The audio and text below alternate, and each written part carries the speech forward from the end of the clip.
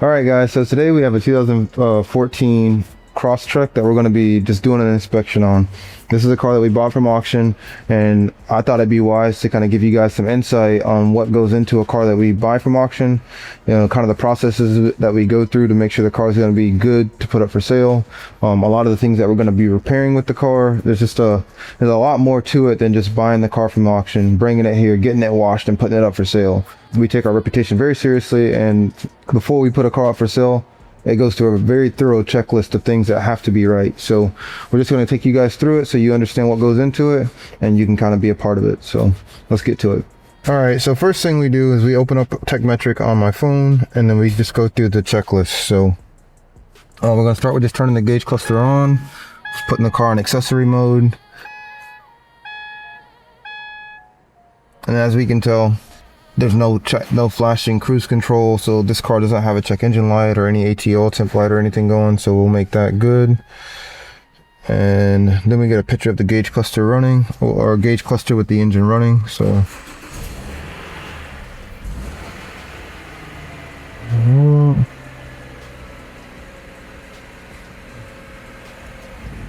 all right, so that ends the car running inside. So now we'll check out the exterior lights. So Miguel, if you want to walk up front, so we got headlights, high beams, turn signals, both work, and then our fog lights, which are working. All right, Miguel, you can go to the back. Same thing back there. Our parking lights, which are working, brake lights work, turn signals, both sides, and then reverse lights. So all that stuff works, so we can put that as green as well. And then we move to the interior lights. So these guys work, that works, so you know that's good. And then window operation, yep, all the windows are good, so that's good. Horn works. We'll move to windshield wipers. They work. Windshield washer sprayers are working in the front and also in the back. So all that stuff's good. Let's go ahead and check this cabin air filter real quick, which is pretty dirty, as you guys can tell. If you want, Miguel, you can toss that in the trash. So basically what we're doing here is the checklist that we have created. We use a system called TechMetric, and it allows us to just use my phone to just go through this checklist. And when I'm done with it, it'll send Brandon an alert at the front desk that will let him know that we're done with our inspection and that he can start ordering parts for this car. So now we're ready for a battery test. So let's do that right now. So pop the hood.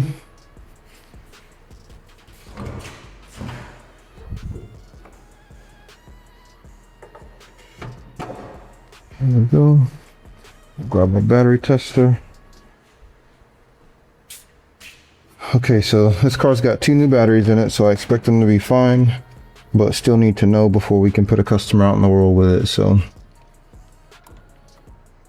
this one says good but needs a recharge, so we'll get this thing on charge and then get it back into the car and get it retested. So that's one battery. These hybrid cars actually have 2 up front. This secondary battery over here seems to be one that gets forgotten about a lot, so we're going to go ahead and test this one as well. This one has 325 cold cranking amps. Let me put that note in there for Brandon that lets him know that we need to charge and retest, so he knows to do that. And then this secondary battery is fine. So now we're done with that. We pulled this car in. I tried to turn the AC on when I pulled the car in. AC did not work. Not exactly sure why, but we will have to figure that out. So I'm gonna put that in here as red. Does not work at all. Brake fluid condition is dark. We recommend brake fluid flushes every 30,000 miles. So I'm just gonna assume that this one hasn't been done, so we'll take care of that as well. Same with the coolant. A lot of times these cars don't get coolant flushes. We'll just do a complete drain and refill. That way this customer, whoever buys this car, knows that it's going to be ready to go. Then we move over to oil level and condition. So let me grab a paper towel or a rag. We can go ahead and remove this guy now. It's all done. So oil's not very dark and it's right on the money. So completely full. Looks like somebody might have done it not too long ago. So we'll go ahead and make that green. We're still going to change the oil. We don't let cars leave here, especially a car that we're going to sell without just doing a fresh oil change. That gives the new customer an exact date of when they should come back with mileage, so they know when they need to change their oil. Transmission fluid, front differential, rear differential fluids, that's something that we recommend on these cars at 30,000 miles. Again, we're just going to assume it hasn't been done and just do it. That way we're just kind of setting the customer up for success. So we're going to get the car picked up and check out the bottom of the engine, see if we got any oil leaks. All right guys, so the way I like to do these is our inspections kind of start at the front of the car, and just as you walk underneath the car, when you get to the back of the car, your inspection will be complete. So what I do first is I initially always start by checking the engine for any kind of leaks, because no one wants to buy a car that's already leaking something. So we're pretty conscious of that idea. And looking up at this guy, and the two main corners that these engines love to leak at, the driver's side corner and the passenger side corner, there's nothing. So they're completely dry, no leaks there, so don't have to worry about the engine. And then we start to kind of work our way backwards. So let's see what's next on our list after the oil leaks. So we fixed the oil leaks, then we move on to brakes. So this car's got plenty of pad, but the rotor looks kind of old. So before we'll put this car up for sale, we'll go ahead and take care of the brake pads and rotors in it. So that's something I'll put in here for Brandon. The front wheel bearings we don't know about yet. When we're done doing our inspection, we'll take you guys on a ride so you can kind of see and listen to what I'm trying to feel and listen for. I'll try to explain that to you guys so you know what it is that I'm chasing or listening for when we're driving a car or you bring your car in for service. So we'll find out about the front wheel bearings. Then front struts, they're not leaking anything, but they're recommended around 100K. This is something that I'll talk to the customer about when they're potentially purchasing the car. Most times people will ask, is there anything that you can think of that's coming? And I'll just tell them, like, look, I mean, the struts aren't bad, but they are recommended to be replaced every 100,000 miles. So we're going to put those in as a yellow because they're not bad. Our ball joints, the boots are just beginning to crack. There's not much, but there's just a small amount of cracking on this one. We'll take a look at this one. Same here, boots just starting to crack. So ball joints is one of those things we want to make sure the customer is situated and ready to go. So we're just going to go ahead and take care of those. So I'll put those in at red. Sway bar links, the boots look good. There's no cracking, there's no grease coming out of them. So that one looks good. Same here. Just a little note on sway bar links. When they are failing, sometimes they won't leak and they won't have a cracked boot, but when you go over uneven surfaces, you'll hear this kind of knocking noise that kind of rides with the tire going up and down over the terrain. So you'll know that's kind of what's going on here, and then we recommend replacing them. We still need to go drive this car, so I can't put an answer on those just yet. Move on to tie rod ends. The boots on the tie rod ends are starting to leak grease, so we're going to recommend those. That's the driver's side one. This is the passenger side, and if you look in there, you can see, Miguel, the grease is just starting to come out of there. So this guy right here, you can see there's just like grease coming out of it. I'll try to be off of it a little bit so you can see it. So we're gonna put those in at red. The lower control arm bushings, we do a lot of these on these cars, and this one's not going to be any different. So if you guys come in, or Miguel, you come in here, you see how that boot's all dry rotted and tearing. So I don't typically replace the bushings. I'll just go ahead and replace the entire lower control arm. Both sides are doing that, Miguel. This one's actually torn pretty good. So the lower control arms are going to be a definite red. They will have to be replaced before we can sell this car. And then the sway bar bushings.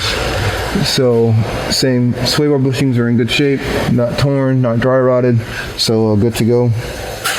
CV axle, let's check those. So the driver's side of this car has an aftermarket axle.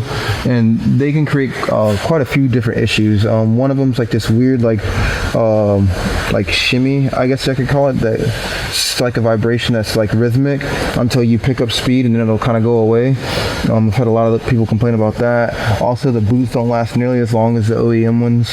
If you look at this one, you can see the boots already starting to crack from dry rotting. You'd be looking right here, Miguel, right there. You can zoom in. You see how it's starting to split. That, and they will also sometimes create a really bad vibration at idle. So you'll just come to a stop at a red light and the whole car will kind of shake, and then the second you take off, the vibration goes away. Another way you can test that is if you just throw the car in neutral and the vibration goes away, you'll know that the axle needs to be replaced. So we're definitely going to take care of the driver's side axle. The passenger side axle is still OEM, so no reason to mess with that. So the power steering systems with these cars almost never have an issue, so I'm gonna assume that's fine. You still have to drive the car, so I can kind of give you guys some more insight on that once we start driving it. Let's move to the back of the car now. One other thing I'll just take a quick look at is the bushing on the drive shaft as we move towards the back of the car. That looks perfectly fine. So now we're on the rear brakes. So the rear brakes are kind of the same as the fronts. They're not bad, but I like to have confidence in a car before I sell it, and we'll just take care of them. So we're going to put those in at rear as well. Rear struts, they're not leaking any grease. Same thing as the fronts. They're recommended around 100,000 miles. We'll just let the customer who's buying this car know, you know, like, look, the struts are factory. They don't have a problem, but if you want to replace them, we can do that, and then we'll discuss price at that time. And then we got the rear wheel bearings. Don't know much about those either. We have to drive the car, so when we take this car on a drive, we'll bring you guys along. And then the tires. So the tires on this car, I can tell you just from looking at them, they are dry rotten. So every one of them, I looked at the front ones when I was up there, they all have a bunch of dry rot. We will not let a car leave here with dry rotted tires. So we'll go ahead and get a new set of tires for this car, and then that'll be it. I'm not going to spend any time checking tire pressures. There's no point. We're just going to be getting rid of these tires anyways. So let's bring this thing down and get this thing outside so we can take it for a drive and, you know, let you guys kind of, you know, come along. All right, so we're going to check out this air filter real quick. This particular car, the air intake systems are kind of complex.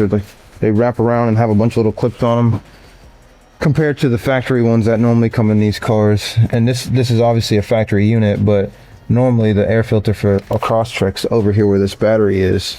So this one being a hybrid, it's a little bit more effort to get the air box out, but that's not a big deal. So air box is out. Put it here. Move this stuff real quick, Miguel.